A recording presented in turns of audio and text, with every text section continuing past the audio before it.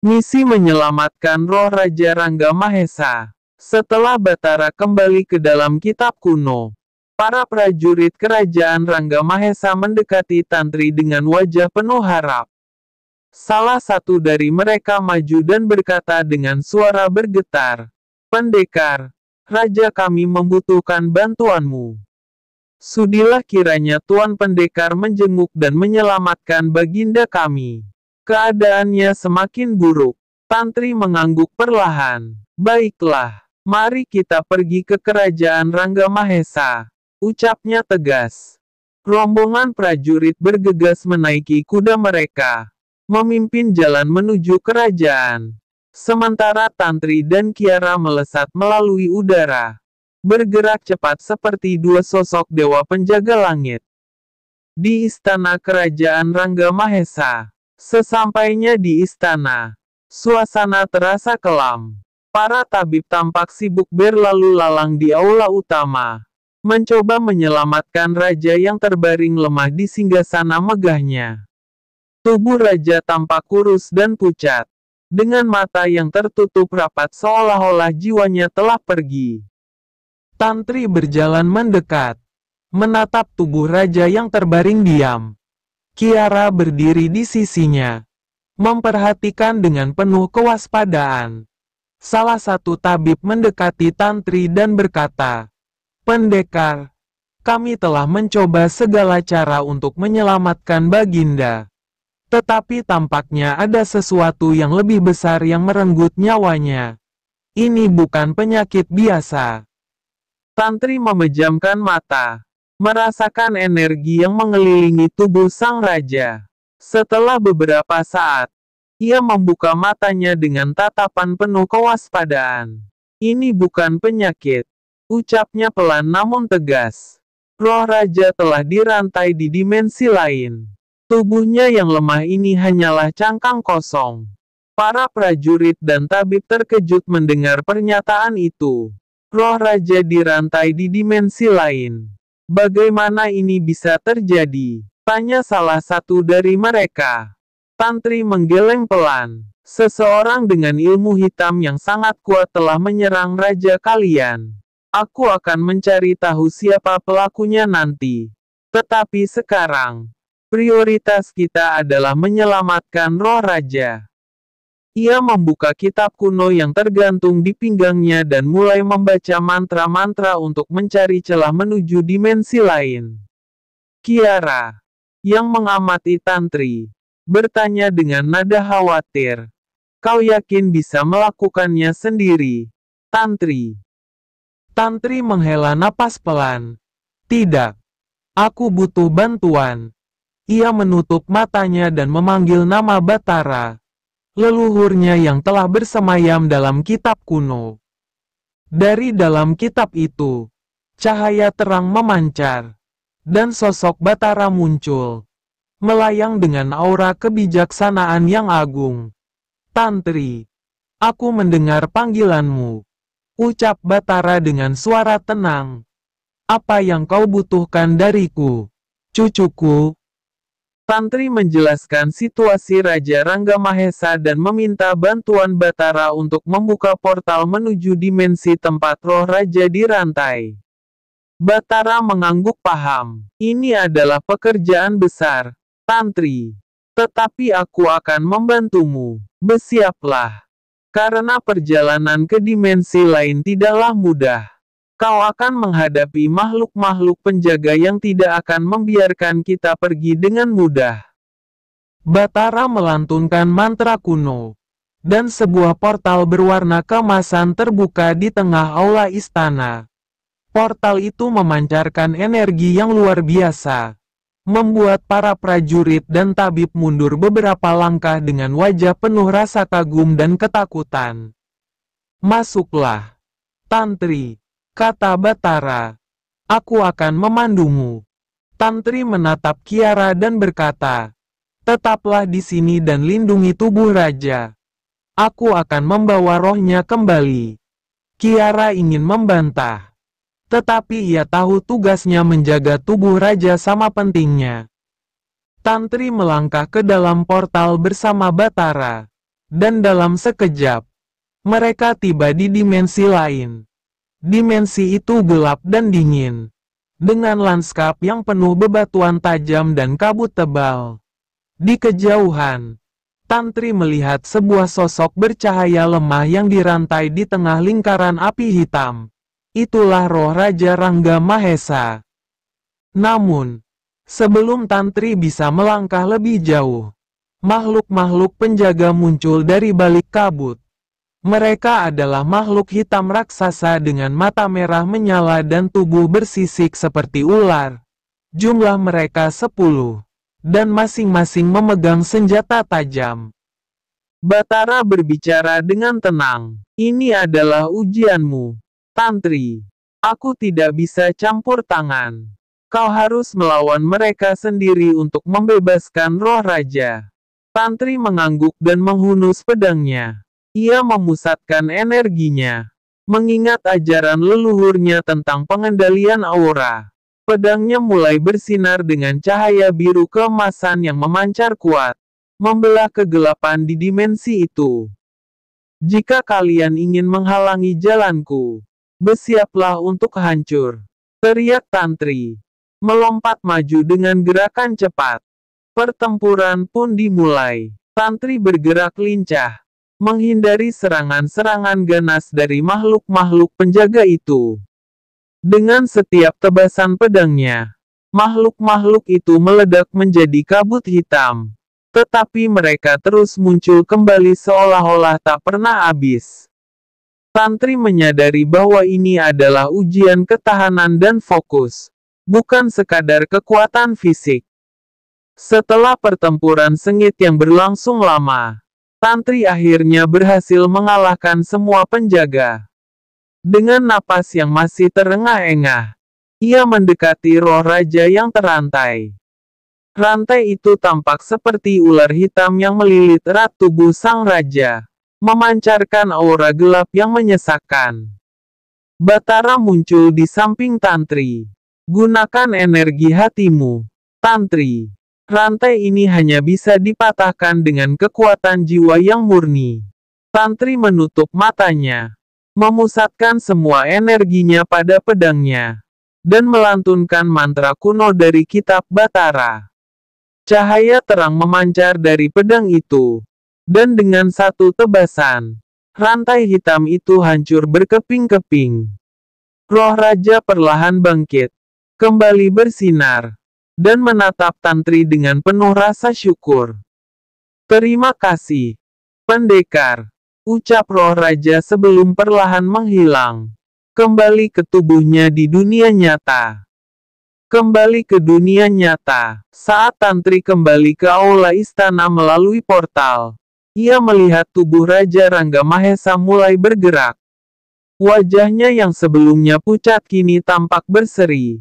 Meskipun masih lemah, para tabib bersorak gembira, dan prajurit-prajurit berlutut, memberikan penghormatan kepada Tantri. Pendekar Tantri, ucap raja dengan suara lemah namun penuh ketulusan. Aku berutang nyawa padamu. Tantri hanya tersenyum tipis. Tugas seorang pendekar adalah menegakkan keadilan dan melindungi mereka yang membutuhkan.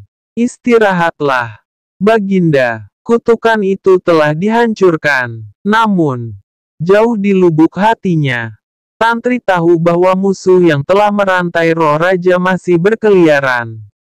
Ia bersumpah untuk menemukan dalang di balik semua ini dan memastikan tidak ada lagi kutukan yang mengancam Tantri dan kerajaan dalam malam penuh malapetaka. Hari itu menjadi awal baru bagi Tantri. Dengan penuh hikmat, ia dinobatkan sebagai bagian dari keluarga kerajaan Rangga Mahesa. Raja, dengan suara lantang namun penuh kelembutan, memproklamasikan, mulai hari ini, titah Tantri adalah titahku. Ia adalah penjaga kerajaan ini, sejajar dengan diriku. Rakyat bersorak, dan suasana istana penuh dengan perayaan. Namun, kedamaian itu tak berlangsung lama.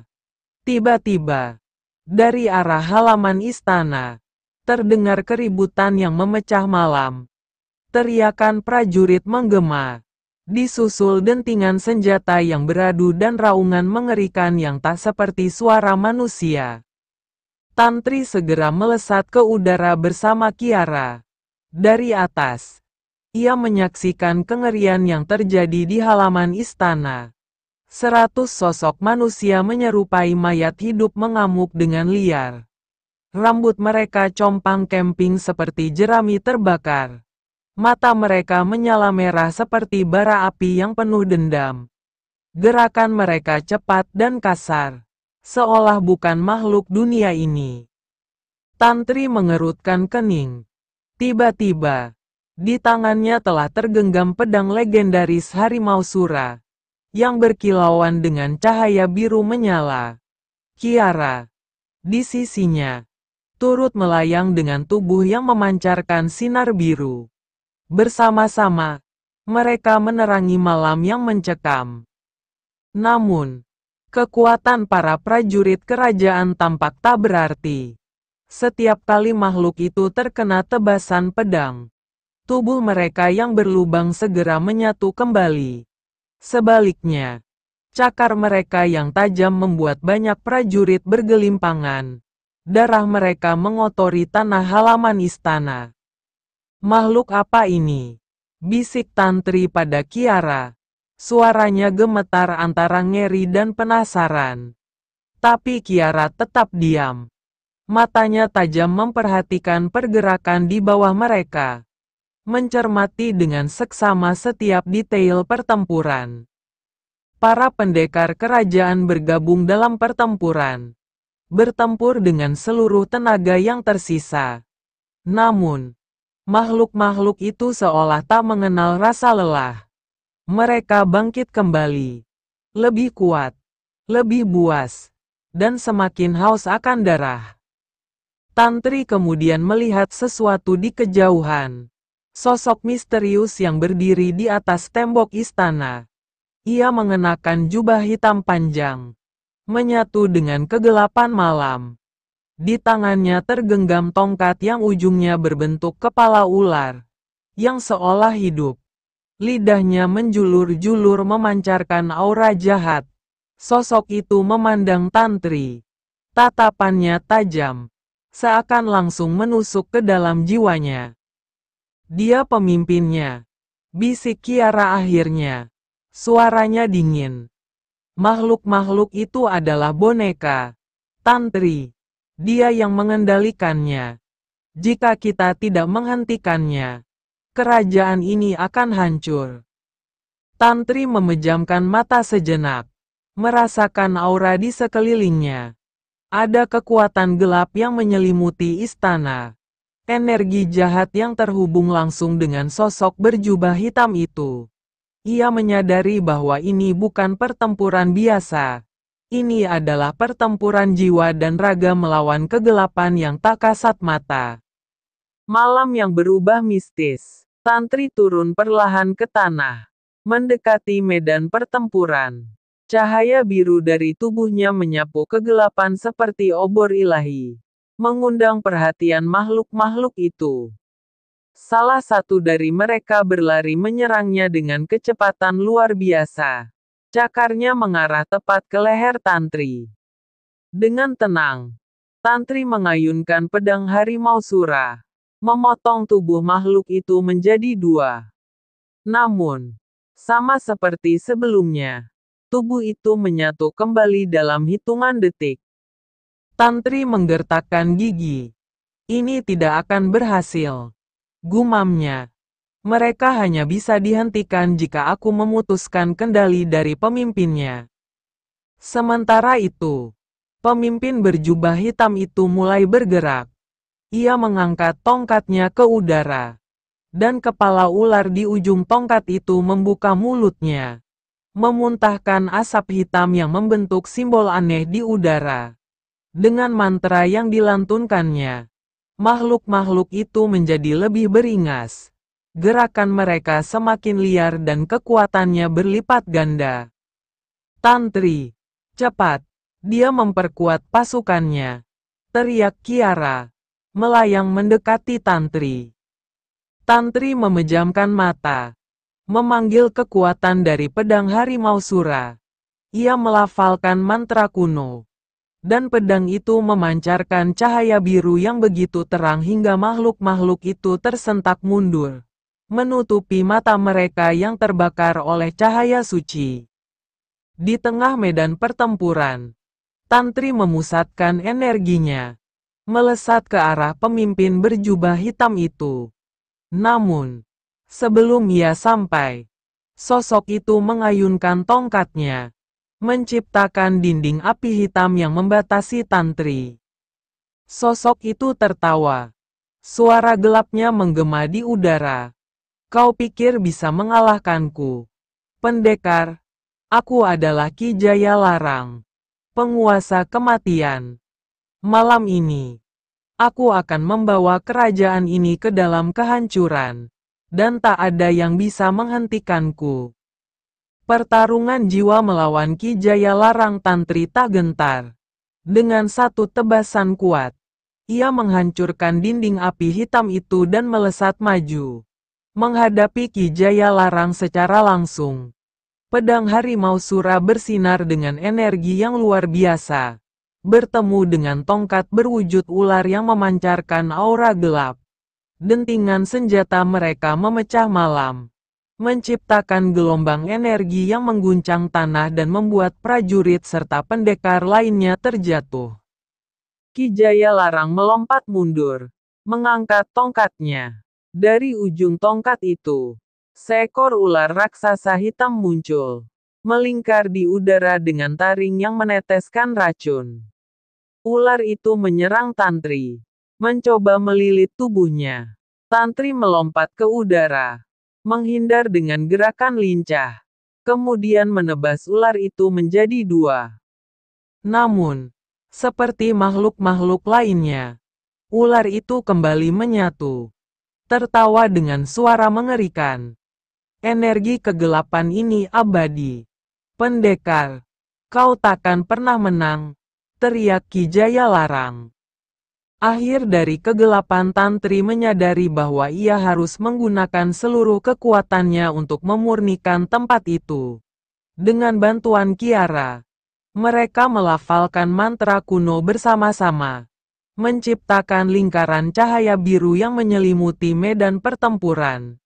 Cahaya itu membakar semua makhluk jahat, termasuk ular raksasa Ki Jaya Larang.